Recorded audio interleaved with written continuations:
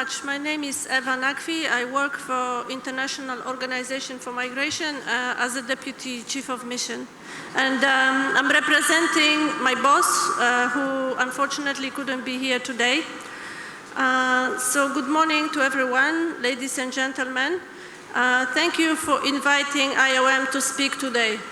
It's a pleasure to be part of this event alongside so many distinguished speakers. Today, Somalia is facing its worst drought in decades. Consecutive failed rainy seasons are having a dire impact on the country and its people. Currently, 7.5 million people are impacted by the drought, while nearly 800,000 of them are internally displaced and left their homes in search of water, food, and pasture. Over 80% of them are vulnerable women and children. The first district in Somalia reached the malnutrition threshold of famine, and 5 other areas are at high risk of famine if food prices continue to rise. Somalia is on the forefront of climate change, with seasonal patterns becoming more unpredictable each year. Recurring droughts, floods, and food insecurity have continued to devastate the lives of millions of Somalis, amplifying pre-existing vulnerabilities and leaving them with no time to recover in between the shocks. These climatic events are acting as a threat multiplier by exacerbating competition between the communities over grazing land and water resources, inducing displacement and the recruitment of youth by armed actors.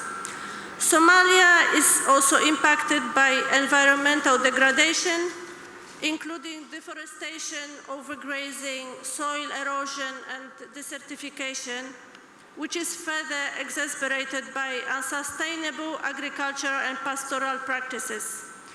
All these factors are making the survival of rural and vulnerable communities more difficult each year. Because 72% of the Somali population is employed in the agricultural sector, livelihoods are heavily affected by increases in disasters.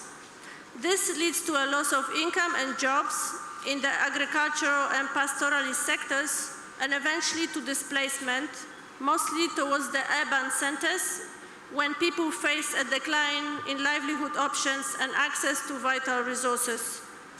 Whilst the majority of the displaced move to the cities such as Baidoa and Mogadishu, putting pressure on already limited resources, some, especially young people, contemplate and embark on dangerous journeys either to the Gulf via Yemen or to Europe through Libya, most often putting themselves at the hands of ruthless traffickers. Their dreams are dashed along the way, experiencing hunger, forced labor, violence, abuse, and sometimes death.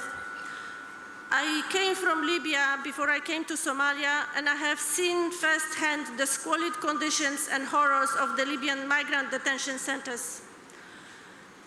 The drought in Somalia cannot be seen in isolation.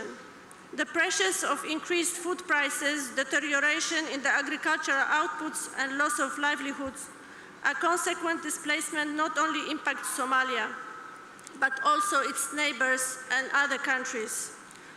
While the current humanitarian response is preventing the worst, a lot more needs to be done to scale up immediate as long-term efforts.